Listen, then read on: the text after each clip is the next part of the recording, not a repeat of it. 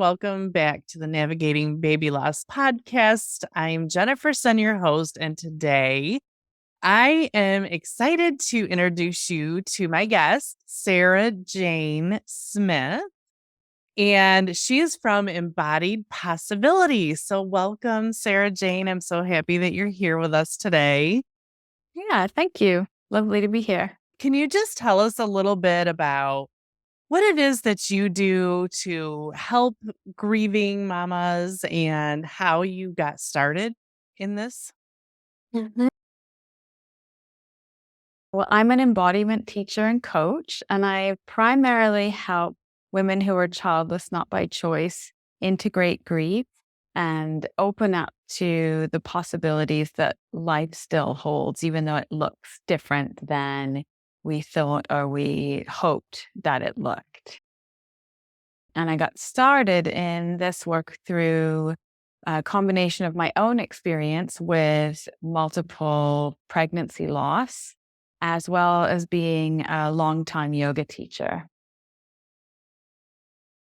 So you did experience your own loss, and what was it that you learned from that loss that you knew you needed healing on? Mm. Yeah, that's kind of an interesting Mhm. question, isn't it? Because that what you learn along the way, it's not sort of a linear path, sort of the path with grief is sort of like a big jumbled mess.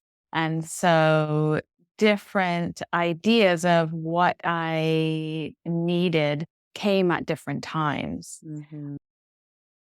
And in the early days of the first losses, it was just kind of getting through the day to day, and but then over the many years since, so my first loss happened about 11 years ago.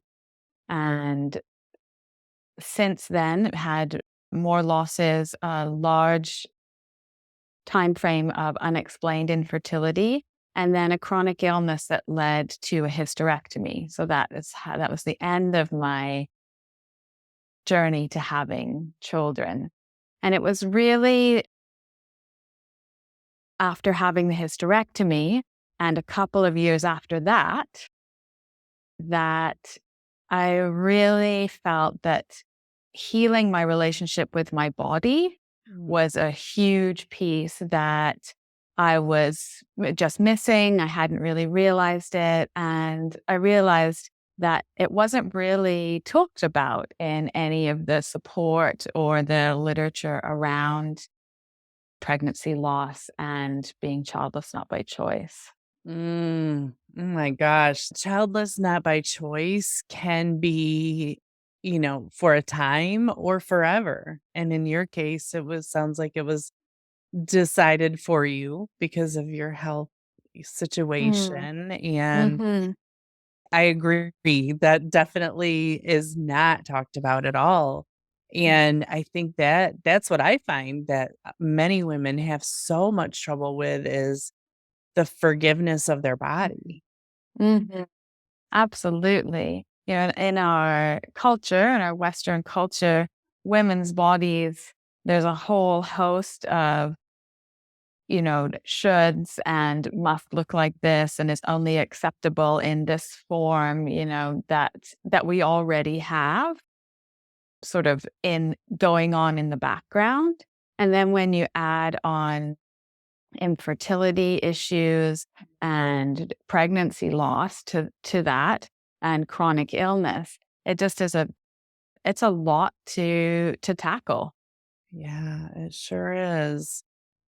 What were the first steps that you learned to take in forgiving your body Mm. and making that Hmm. healing?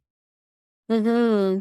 I many years ago I took part in a trauma informed yoga teacher training, and the three foundations of trauma informed yoga are: the first one is recognizing that you have a body, befriending your body, and then using your body as a resource. So I really started at level one, recognizing that I had a body, which sounds kind of funny to say, that I forgot or became so disassociated from it that I needed to remember that, oh, yes, I have a body.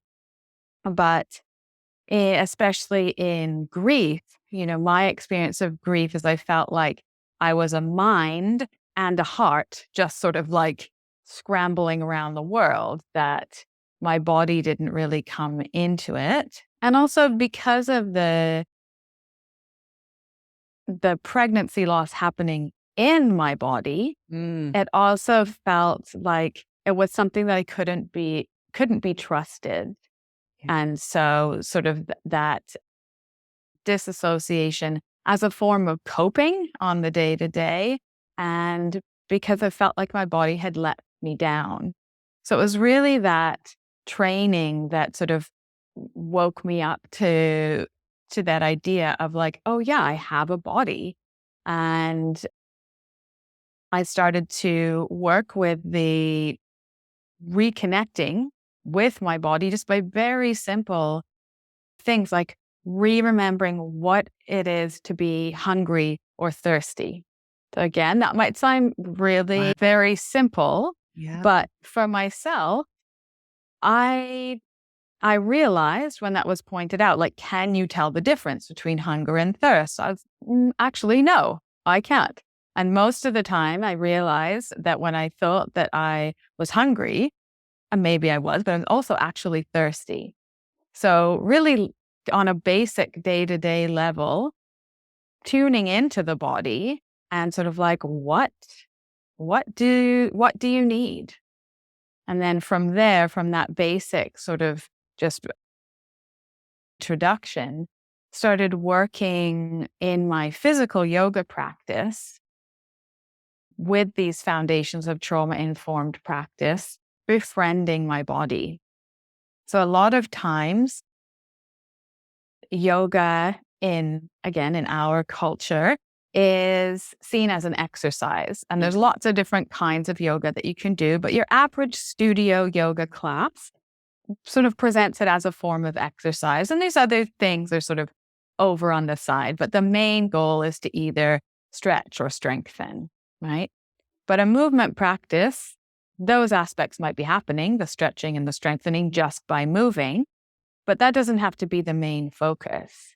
So if you move in a way where the main focus is befriending your body, you're having this experience with yourself, relearning like, well, what does it actually feel like to lift my arms up? And maybe I have a shoulder injury. So on one side, lifting my arm up, it only goes halfway. And that is the most friendly way I can be towards myself and towards my body at this time. So it was through that process of integrating those aspects of trauma-informed yoga that I started to work on healing the relationship with my body. It feels like that would be so incredibly helpful for lost mamas because I think there are times that we punish our body. Right. Sometimes, and like you said, you're a mind and you're a heart, but you just forget about the body because you don't even want to be in it sometimes because you're Mhm. so angry with what it's done and Mhm. maybe you're punishing it even. So to Mhm. reconnect in that way and get to know it and appreciate it would be so incredibly healing all the way around. I Mhm. love that. Mhm. There's so much out there in information in the fertility sector that's all about, you know, being a certain weight, eating a certain diet, like following all of these kinds of things, which, may or may not work at all. Right. But it's sort of like adding, or may not be relevant, but they're so pushed. If you eat this way, then you're going to solve your fertility problems, or if you do this, then it's miraculously going to change. And it's really not true. Mm, And I mm, find it quite damaging because it adds to this sense of shame and I'm not doing enough and my body isn't good enough. I'm not good enough, which gets in the way of any kind of healing. Yeah. And being kind to yourself and listening to your body and learning the signals your body's telling you would probably be more effective if you wanted to get pregnant again or, just heal heal in a better way, heal that relationship with your body anyways. Mhm. Mhm. Absolutely. So, how can life still be beautiful even though you're childless not by choice? Mhm. Good question. Yeah, I'm glad you asked because we have this idea that it's the worst possible outcome, Mhm. you know? And along the way, there were times when I've definitely felt like that, sort of like seeing others who are where I'm at now, I've been like, ooh, I don't want to be in that group.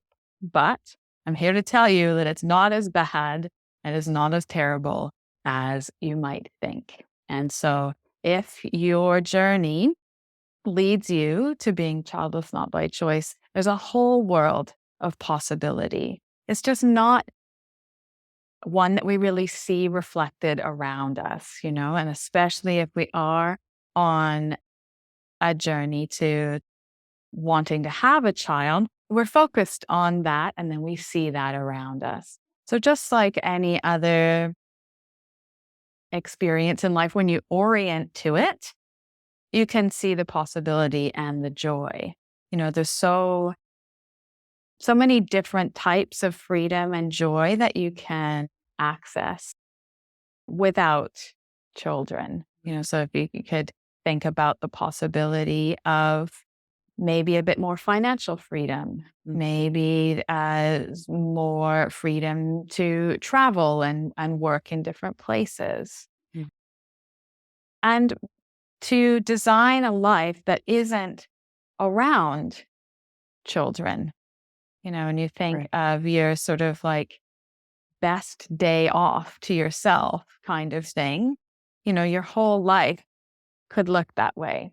Yeah. And it doesn't mean that you won't have children and family and lots of rich relationships in your life. You have to work at it just as you would if you'd had children. True. So Yeah. it's there's this idea that it's very separate, but it's really not. I love that it's not just, "Oh, I feel bad for her," but you bring this whole new world of possibility that once you either make the decision or are forced to have that be the decision, that you can create a whole new fulfilling life just in a different Mhm. way. So, Absolutely. how can connecting to your body help you heal? I know we talked about that a little bit already. You're so good about talking about how your body carries you into the world. So you're talking about Mhm. all these new possibilities and how, with Mhm. your body carrying you into this world, how is the best way to stay connected whether whether you have a child, are you pregnant or not? Mhm. There's a few different questions in there. So the last one about how to stay connected. Well, first you have to make the connection to begin with, right? And so when you're approaching anything new, it's setting aside the time. Well, first of all comes the awareness, like that's that might be helpful or something that you're interested in. So the awareness, setting aside the time, and often finding the right guide or the right teacher to help you in the process. And then in terms of how do I stay connected, it's it's those same kinds of things, aware of when I'm starting to feel disconnected, setting aside the time. For me, it's a movement practice as well as journaling Mm, because we can we can talk, we can think, but when we write, it's actually sort of a somatic, embodied practice, right? You're doing something with your body by writing. And I write with pen and paper because then there's something more, to me, sort of tactile in the experience than typing on a screen that sort of accesses a different part of my consciousness almost.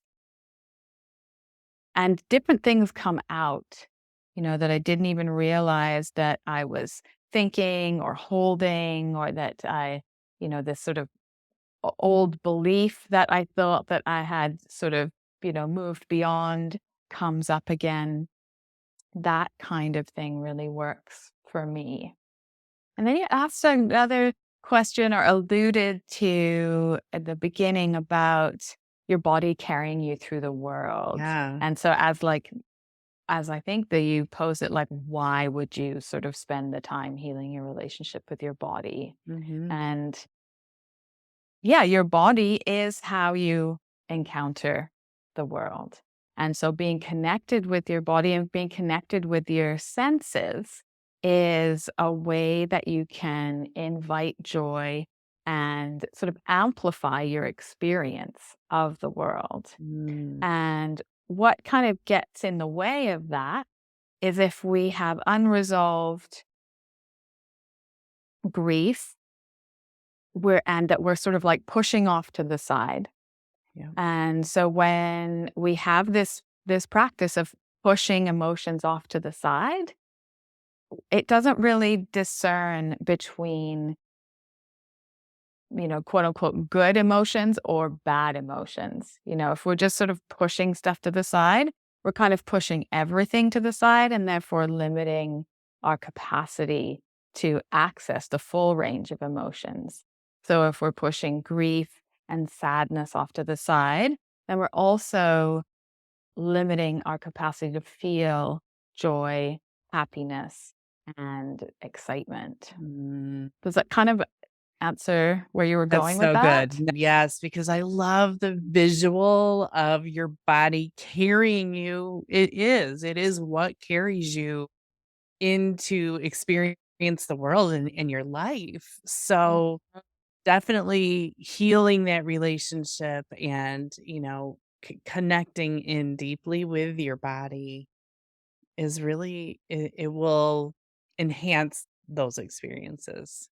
Absolutely. Yeah. And spending the time healing your relationship with your body builds your self confidence, your self awareness, and your self trust. And when you step into the world with those parts of yourself amplified, then you can be more Mhm. open to meeting the possibilities that life presents you. And so embodiment Mhm. yoga, how is that different than, I mean, we talked a minute about it, but just in comparison to the yoga class at the gym down the street? Mhm. So, embodiment means coming home to your body. And so the idea with a yoga practice that has that at the center is very different than something that has strengthening or sweating at the center of it, Mm, right? So even if you just think about what comes to mind when you think coming home, right? You okay. probably don't think, okay, I'm gonna like pull on this like tight nylon clothing and go like sweat my butt off, right? Uh, That's probably not what you think of when you think coming home. coming home, no. No. So it is in a way that helps foster and cultivate that sensation that when you are with your body, being with your body, that you have that same comfort and sense of safety as you would at home.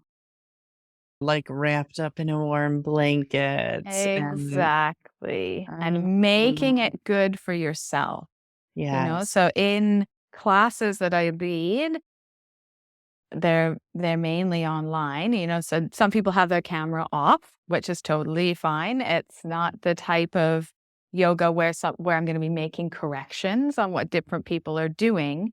The postures are based on the sort of simple foundational postures of yoga, but then there's a lot of freedom to make your own decisions. So an instruction might be raise your arms to a height that works with your shoulders. Mm. And when I look around the screen, I see either people in their little blank boxes or people doing all kinds of different things that work for them on that day. And so built into that is choice. And with pregnancy loss, I didn't have a choice. So this sense of agency, this sense of self-determination and self-confidence was really my sense of all those things was really impacted. And so having choice, cultivating agency has also helped heal my relationship with my body. So that's why it's really important in these classes that there is this element of choice, that people aren't just shutting off and following instructions. They're an active participant in what's going on moment by moment. Isn't it so amazing how you can connect with people in the comfort of their own home and Mhm. walk them through what you take them through? It's Mm. such a gift that technology affords us, right? It's true. And the piece of people being in their own home is another really important part because we want to be able to cultivate uh, this sense of self and activate these aspects of yourself in your own environment. For Yes. years and years, I teach classes to general populations, all kinds of yoga, to all kinds of people in the studio. And I Mhm. have heard so many times, like, oh, I wish I could do this at home, but I just can't get into it, or like the mind frame isn't there, or, that kind of thing. And so I feel like there's a big disconnect about uh, the aspects that of themselves that people connect to during yoga in a studio, then they're missing that taking it out of the studio. So Mhm. this, where people are accessing those aspects of themselves in their home, it just amplifies Mm. it because they're in their home and they can carry it with them. They know that they can access it right where they are most of the time. Anytime. Right. And re-access at any time because Exactly. if embodiment is coming home, I mean, that's true in every sense of the word. Mhm. Mhm. And so it allows people the kind of privacy, even though they are on a screen, Mhm. but either they can be as private or as involved in the community as they would like. Mhm. And I think that kind of leads us into allowing them to do their healing in their own timeline, Absolutely. because that is something that I think lost mothers struggle with terribly, is the rush to get back to normal. Mhm. Everyone is expecting us to just be back to our normal selves, and there is no timeline. It's forever. Absolutely. It is forever. Yeah.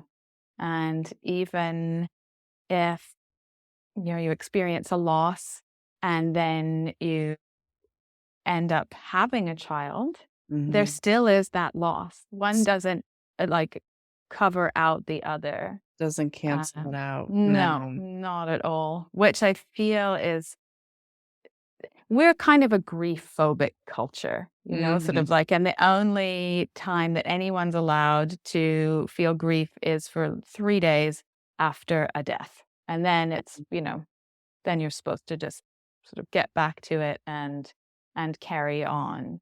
But it's unrealistic and very unfair. Mhm. So yeah, giving yourself the time and space that you need for as long as you need, and knowing that it will always be a part. Like, it's always a part of me. My first Mhm. loss was 11 years ago.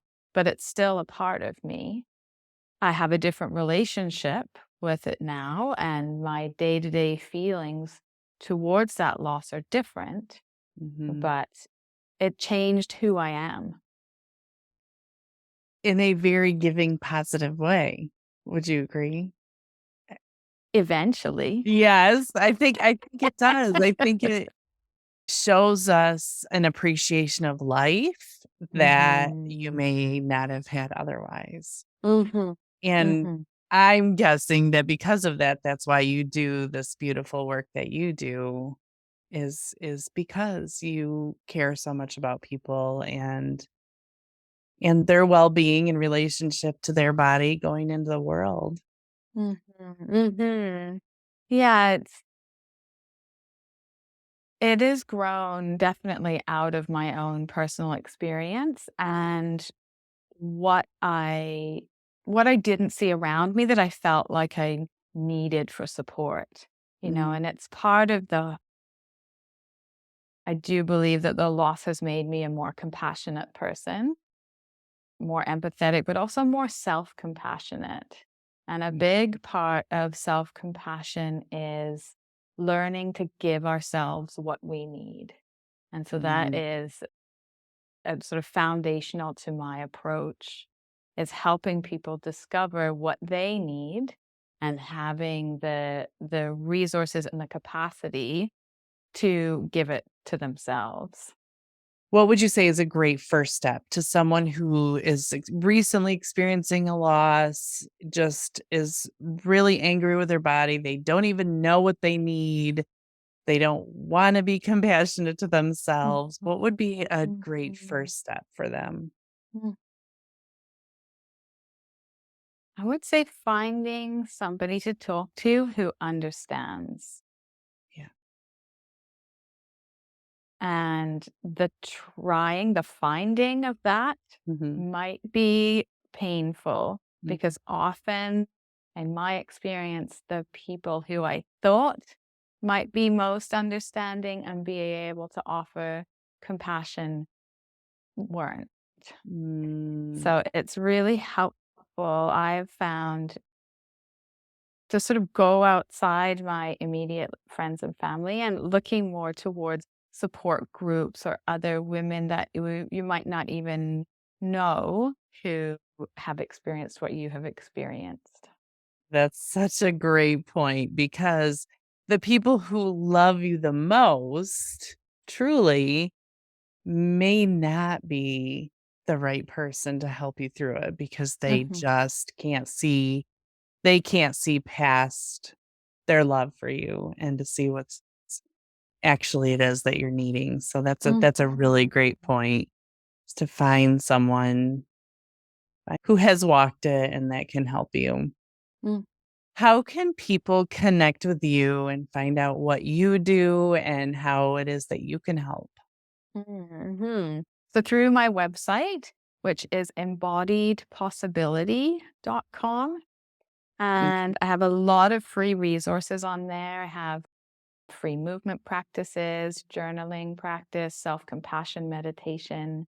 I also have a free guide called Reclaim Your Body, and it's in different ways to try and sort of suggestions to start you on this journey of repairing the relationship with your body. And so, starting with, am I hungry? Am I thirsty? That kind of level of entry into the work. So I would Ooh, highly that's recommend so that. helpful. Yeah, I will definitely link that in the show notes for everybody to have easy access to. That sounds like an amazing guide. That would be really, really helpful, Mhm, especially in the beginning stages of just trying to understand what is going on with your body and how it is now because it's different mhm, for sure mhm, after this experience. So, mhm, well, thank you so much, Sarah Jane, for the beautiful work that you're doing and how you're helping so many deal with their grief and reconnect with their body. It's so, so important because it is definitely something that suffers, I think, through mhm. throughout these experiences. Mm. Um, Yeah, well, thank you for having me. I really appreciate this conversation. yes, I appreciate you. And I will be sure to link everything in the show notes so everyone can connect with you.